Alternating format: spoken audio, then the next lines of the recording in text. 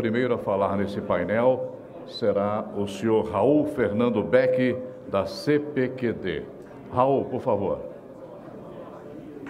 Com os aplausos de vocês, Raul Fernando Beck. Bom dia a todos. Tá? Quero agradecer à BGD, à FRG, na pessoa do Tiago, pelo convite para a gente estar aqui fazendo essa palestra. Tá? Uma contextualização do que a gente vive no mundo de hoje, na necessidade da gente reduzir toda a parte de emissão de gases de efeito estufa, começar a pensar no planeta de um modo geral, e isso passa muito pela parte de energia. Tá? Então, a gente tem que começar a mudar o modo como a gente pensa em energia, essas fontes térmicas, a gente tem que ir tudo para fontes renováveis, eólicas, fotovoltaicas, a parte de mobilidade para mobilidade elétrica. E tudo isso passa por uma coisa muito importante, que é como armazenar energia. Armazenar, como a Dilma disse, vento não dá, mas dá para a gente armazenar energia em baterias. Tá? Então, a gente vai falar aqui, basicamente, sobre a parte de baterias, os novos sistemas de armazenamento. Eu acho que tem... Achei. Voltando. Ok. Falando em termos de armazenamento de energia, isso daqui é uma curva famosa para quem trabalha na área de armazenamento, onde a gente tem a parte de densidade de energia por densidade de potência, ou seja, o quanto você consegue fornecer em energia por hora, autonomia, digamos assim, tá? Pela potência que você consegue entregar. Então, a gente vê a parte das baterias chumbo-ácidas, que elas são as mais tradicionais de todas no mercado, elas têm uma razoável densidade de potência, porém, a parte de armazenamento de energia dela fica muito aquém das outras tecnologias. Ultracapacitores, supercapacitores, fica bem abaixo delas, apesar de conseguir grandes picos de potência para atender necessidades muito pontuais, tá? Onde você precisa de grandes picos de corrente, de potência, por intervalos de tempo muito curtos. Mas a gente vai crescendo nessa curva, passa pelas baterias de níquel-cádmio, níquel-metal hidreto, as baterias de sódio. Geralmente, essas baterias são baterias de alta temperatura, que a gente vai falar um pouco mais para frente, e chega nas tecnologias da bateria de lítio. Está um pouco defasado, a curva já subiu, já foi a 200, 250 watts-hora por quilo, mas continua crescendo, evoluindo, e se tornando cada vez mais onipresente a tecnologia de lítio no mercado. Mas vamos passar rapidamente por essas outras tecnologias, ver como é que elas estão. Chumbo ácida, ela não parou naquela chumbo ácida convencional que a gente conhece, aquelas baterias de carro, de motor de partida. Elas estão evoluindo para algumas tecnologias que a gente chama baterias chumbo ácidas avançadas. Essa daqui é uma convencional, essa seria uma bateria bipolar. O que é uma bateria bipolar de chumbo ácida? A mesma placa, ela tem, de um lado, o eletrodo negativo e, do outro lado, o eletrodo positivo. Ou seja, ela reduz em muito a parte de interconexões entre as células, tá? E ganha muito em termos de densidade de energia e de potência.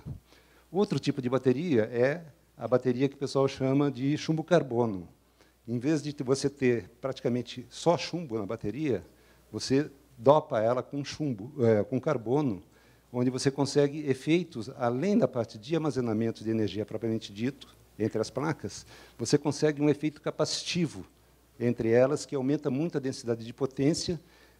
Você ganha muito em termos de proteção contra a corrosão dessa bateria.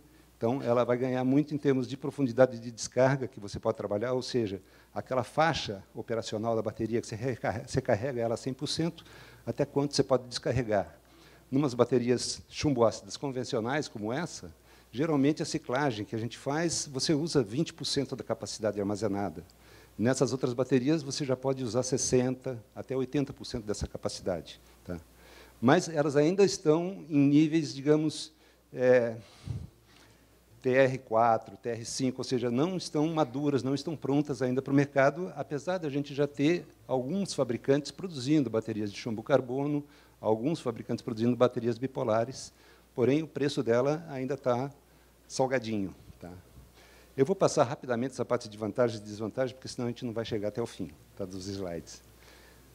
Indo para as baterias de sódio, que são hoje as concorrentes, digamos, para sistemas de armazenamento de grande porte, as concorrentes para sódio, para lítio, a gente tem basicamente duas grandes tecnologias de sódio. A sódio cloreto de níquel, que é mais conhecido por Zebra, tá? Que é uma bateria que ela trabalha em cerca de 250 a 300 graus para poder fundir o sódio. Tá? tem uma densidade de potência de energia parecida com as de lítio, tá? Entre 100 a 150 a 180 kWh por quilo. Tá? E tem uma vantagem que ela trabalha com materiais relativamente fáceis de serem obtidos. Níquel, cloro, sódio são materiais não tão nobres quanto o lítio, cobalto, outros materiais que são utilizados nas baterias de lítio. Tem alguns problemas de operação, como ela trabalha em temperaturas elevadas, ela é obrigada a utilizar a própria energia para manter essa bateria aquecida internamente. Ela funciona como se fosse dentro de uma, sei lá, uma garrafa térmica, uma caixa térmica, em que a temperatura interna dela não é trocada com o ambiente. Mesmo assim, você põe a mão do lado de fora, você sente que ela está quentinha. Então, tem uma perda térmica, uma perda de energia nesse sistema. Isso aqui é um aspecto geral de uma bateria desse tipo, tá? Alguns outros empacotamentos. Praticamente, essa tecnologia tem um único fabricante no mundo, que é uma fusão da FIAN com a Z-Sonic, criaram a FZ-Sonic. Tá? Então, tem um problema de estar hoje com um único fabricante no mundo. Então, tem algumas vantagens, algumas desvantagens, tempo de operação, baixo custo de materiais. E, na mesma família, a gente tem a bateria de sódio e enxofre. Assim como a bateria de sódio e cloreto de níquel, também é uma bateria que trabalha em alta temperatura, para manter o sódio fundido, entre 300 e 350 graus. Tá? O grande segredo dessas células de sódio são esse separador aqui, que é um separador cerâmico. É um separador de beta-alumínio. É como se fosse um tubo de ensaio, onde os materiais, o cátodo fica de um lado, o anodo fica do outro, fundidos, e ele faz essa parte de circulação dos íons entre as duas partes da célula. Tá? O princípio de operação é o mesmo da bateria Zebra ou de lítio. São baterias que funcionam à base de fluxo de íons. Tá? Algumas aplicações, geralmente essas baterias elas são utilizadas em grandes sistemas, tá? E elas existem em pequeno porte, como eu mostrei a bateria Zebra, mas, geralmente, elas são mais empregadas em grandes sistemas de armazenamento. Tá? Passar aqui. Chegamos na bateria de lítio. Assim como as baterias de sódio, também elas funcionam pelo princípio de fluxo de íons entre o cátodo e o anodo, através de um separador. Tá? A vantagem da bateria de lítio sobre as outras, ela trabalha com densidades de energias maiores ainda, tensões mais elevadas. Tá? Tem o problema dos materiais, lítio, cobalto, são materiais relativamente não abundantes, não são escassos, mas não são abundantes como é o sódio. O sódio é o sal de cozinha que a gente tem, tá? Extraído do mar. Então, ele tem problema na parte de materiais. Tá? E alguns outros problemas intrínsecos também na parte de segurança de operação. O que está vendo? Está indo ao contrário aqui.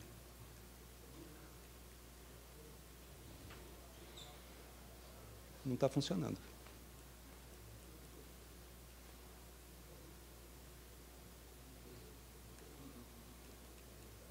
Consegui chegar no fim da apresentação, gente. Foi bom? Você consegue voltar para mim aí? Eu não sei o que aconteceu aqui, nenhum dos dois lados está andando.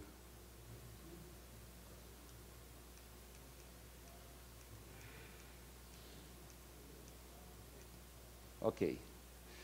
As baterias de lítio, geralmente, elas são montadas em 3 formatos, tá? Preferenciais, que são as baterias montadas num empacotamento prismático. O que é isso? É uma caixa, ou metálica, ou plástico, onde os eletrodos, junto com os separadores, são enrolados ou empilhados e montados aqui dentro. Ou as cilíndricas, em que esse material é enrolado em forma de um rocambole e colocado dentro da pilha cilíndrica, como se fossem as pilhas comuns que a gente conhece, às vezes um pouco maior, pode ter meio metro de comprimento uma pilha dessa. E as pounds, que são basicamente as prismáticas, só que sem esse estojo, essa caixa de contenção externa. Então, essas células, geralmente, elas têm densidades de energia muito maiores, ou seja, elas conseguem armazenar muito mais energia por volume, por peso que as outras. Tá? De novo, está dando problema. Vou pular. As baterias, tanto de lítio quanto de sódio, elas têm problema sérios de controle de faixa de operação. tanto de temperatura quanto de tensão. Geralmente, elas são seguras numa faixa estreita de tensão de operação, estou falando a nível de células, tá? Tanto da tensão de operação quanto na temperatura. Por quê? Saindo dessas faixas, vários efeitos secundários acontecem, como dissolução do coletor de cobre, do anodo, ou quebrar mesmo os materiais da placa do catodo, do material ativo. Haver a parte de formação de plating, que é uma espécie de passivação que ocorre na placa, que impede que ela continue fazendo as funções de carga e descarga. Então, o controle dessa temperatura de operação e da tensão de operação é crítica, tanto nas células de lítio quanto nas de sódio. Para isso, é imprescindível ter um BMS operando essas baterias. O que é o BMS? É o Battery Management System. É um circuito eletrônico que vai ficar o tempo todo controlando para as células para evitar sobretensão, subtensão, sobrecorrente, temperatura, proteção de curto-circuito externo, além de executar funções de determinar o estado de carga, o state of charge, o estado de saúde, o state of health, fazer o balanceamento entre as células, porque você vai fazer uma bateria de 48 volts, de 600 volts, você tem que empilhar essas células e controlar individualmente cada uma delas para que... Ok, ainda bem que tem 5 minutos. E controlar individualmente cada uma delas para que ela não saia dessa faixa de operação. Então, um BMS confiável, construído com, digamos, as boas práticas de engenharia, é imprescindível para você manter uma bateria dessa em operação por muitos e muitos anos sem problema. Tá? Essas são umas fotos típicas de circuitos de BMS, de controle. Tá? As células geralmente são empacotadas, ou junto com camisas de refrigeração, dependendo da aplicação, ou simplesmente refrigeração a ar, fluxo de ar normal, depende muito do caso a caso. Você chega na melhor solução em termos do formato da célula, se é melhor trabalhar com uma pound, se é melhor trabalhar com uma cilíndrica, e define os regimes de operação que esse circuito, que o BMS vai ter que controlar cada célula. Tá? Quando a gente fala de lítio, a gente, na verdade, está falando de uma família de baterias. Por quê? Há várias químicas diferentes que formam a família de baterias de lítio. Você pode ter baterias do tipo lítio, níquel, NCA, níquel, cobalto, alumínio, NMC, níquel, manganês, cobalto, LMO, lítio manganês, lítio óxido de manganês, LTO, lítio titanato, LFP, lítio ferro fosfato.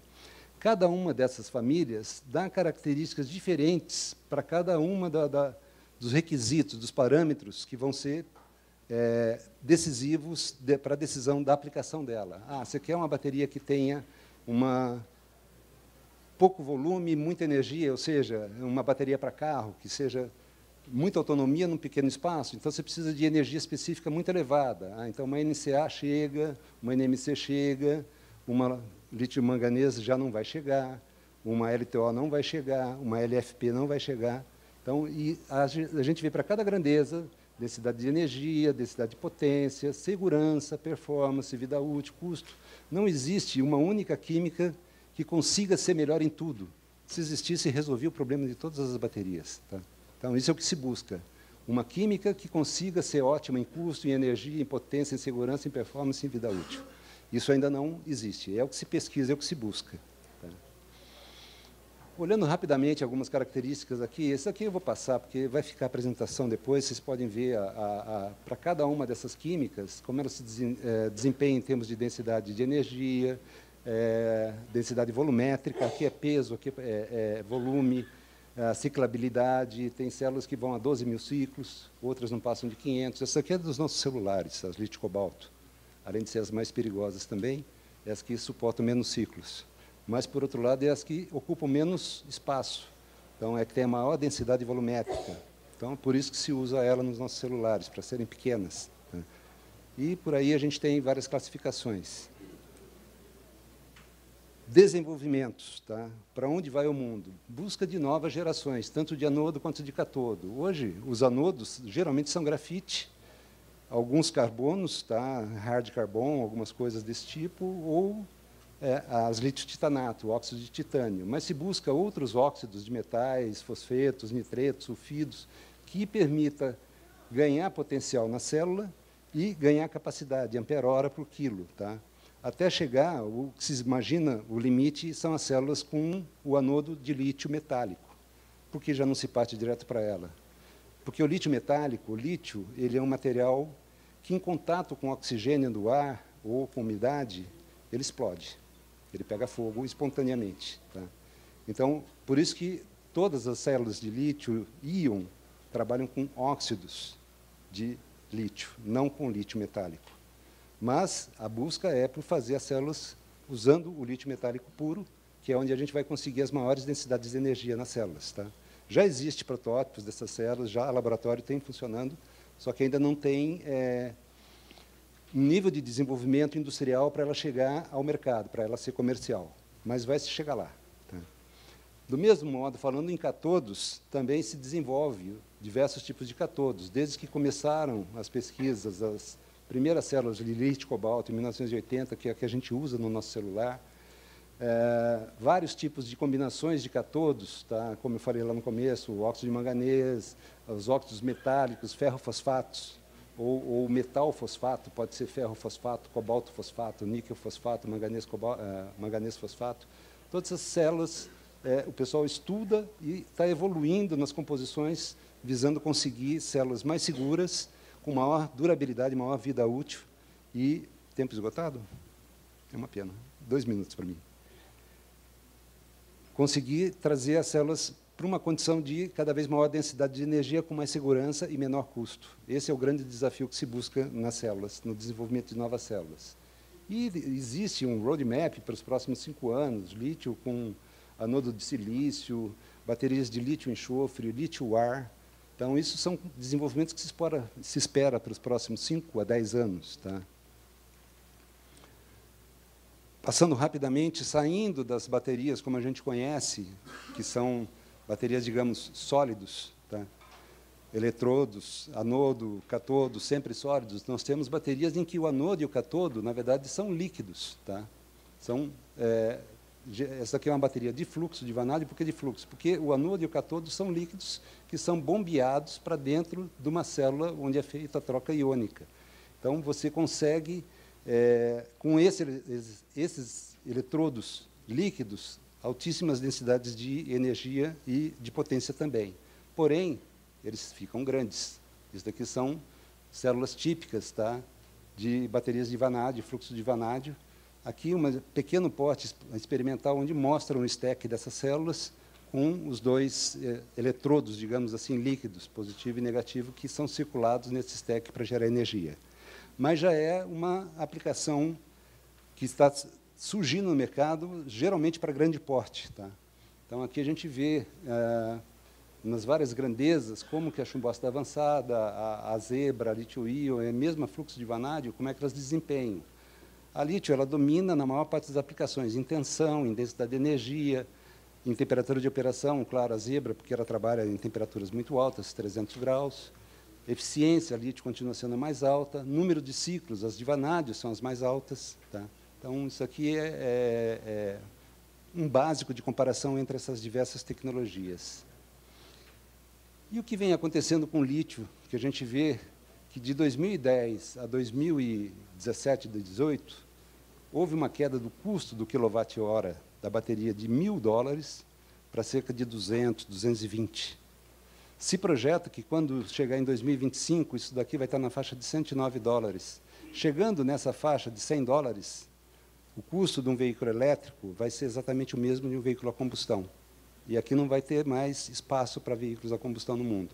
Então, daqui para frente, se projeta que o crescimento de veículos elétricos será fantástico, chegando nessas curvas. Tá? Então, isso daqui é o que se estima de produção anual em gigawatt-hora de bateria para veículos elétricos, que começa esse crescimento exponencial aqui em 2024, 2025. Aqui é uma aplicação de consumo, laptop, PDA, tudo que usa baterias de lítio, que permanece praticamente a mesma coisa, e as aplicações estacionárias, que pouco crescimento, comparado com veículos elétricos, vai haver. Mas aqui a gente vê uma outra coisa interessante. Essas baterias de veículos elétricos, com o passar dos anos, elas deixam de ter as características necessárias para mover o veículo elétrico. 8, 10, 12 anos. Aí essas baterias são, digamos, descartadas para essa aplicação veicular e substituídas. Porém, se antevê o que se chama de second life, a segunda vida. Essa bateria que sai do veículo, na verdade, ela tem muita vida ainda para queimar. Tem muita capacidade de energia que vai ser utilizada aqui, em storage. Então, se antevê que essas baterias, quando elas chegarem em second life para o mercado, ele vai trazer esse mercado aqui de storage para cima a custos bem menores. Tá? Então, essa é uma expectativa para os próximos 10 anos, quando começar a haver realmente um volume razoável de baterias de segunda vida no mercado, vindo para atender o mercado de GD ou mesmo GC, tá? Numa segunda vida. Aplicações típicas de baterias em aplicação on-grid e off-grid, isso daqui residenciais, tá? Vários fabricantes, inclusive PHB, que está aqui, bateria que a gente está desenvolvendo junto com a PHB. Baterias em aplicações de grande porte, tá? Por enquanto, essa da Tesla, de 100 MW, 129 MWh lá na Austrália, é a maior delas. Tá? Mas tem muitas de 10, de 50, de 20 MW instaladas no mundo. Hoje já se fala em gigawatt de plantas de gigawatt-hora em planejamento para ser operadas. Tá? E aqui, basicamente, nosso laboratório lá no CPQD. Estourei um pouquinho o seu tempo, né? Obrigado.